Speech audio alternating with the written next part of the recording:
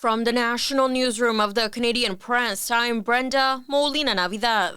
The House of Commons is now on its holiday break, which means Prime Minister Justin Trudeau has time to think about his next move as he faces renewed calls to resign.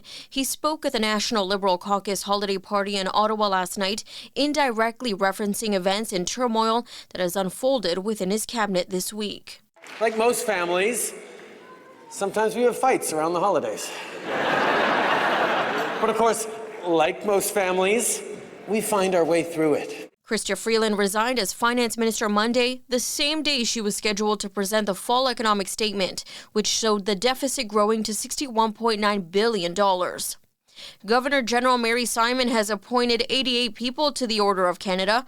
Among them is curler Kevin Martin, who says learning he would receive one of the country's highest honors was a surprise. You try your best at whatever it is you're doing to grow whatever part of society you tend to live in and do your best.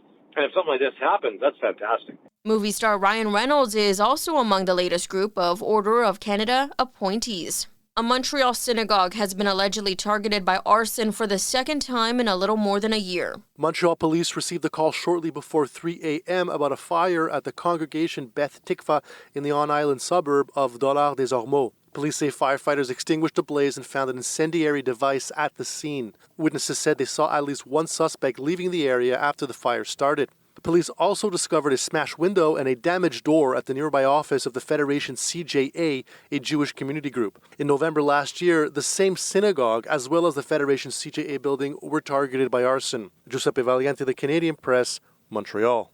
The University of Waterloo says twin sisters set to begin their PhD at the school were killed in an Israeli airstrike on Gaza earlier this month. They were planning to go to Ontario to get their doctorates in system design engineering before they died on December 5th.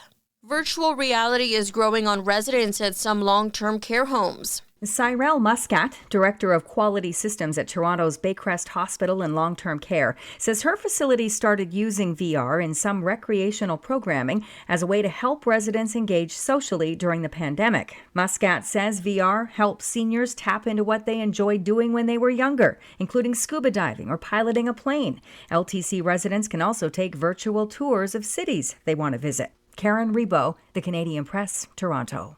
Letters to Santa will arrive at the North Pole by Christmas Eve, but Canada Post says Santa Claus won't have time to respond this year as mail and delivery service resumes now that some 55,000 postal workers are back on the job following a month-long strike. This is the Canadian Press.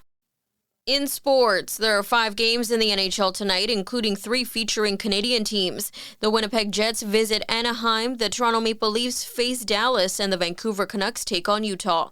It's an off night in the NBA following last night's NBA Cup final in Las Vegas, where the Milwaukee Bucks downed the Oklahoma City Thunder 97-81 in the championship game. A Toronto recreational soccer team is urging its league to revise its gender inclusion policy after non-binary players were temporarily excluded from women's teams. Co-captain Riley Yesno says the league sent her an email saying any members of Evergreen FC who are not registered as female would only be permitted to play on a co-ed team. Safe sports for 2S LGBTQ people goes beyond access to play. It necessitates trust building and accountability and structural supports. The league has since changed its policy to allow non-binary players to play in the women's division of stadium sport leagues. From the Canadian Press, I'm Brenda Molina Navidad.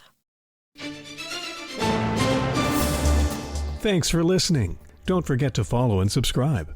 For more of today's top stories, visit thecanadianpressnews.ca.